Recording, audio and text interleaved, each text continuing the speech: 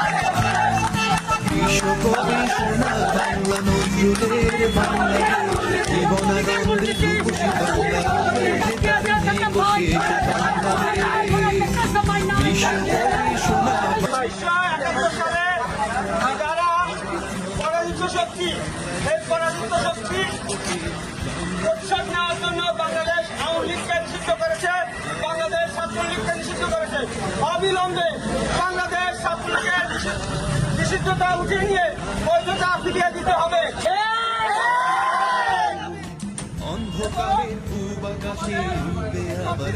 ছাত্রলীগের ভাই বোনদের যাদের শিক্ষার্থী বাতিল করে দেওয়া হয়েছে, এবার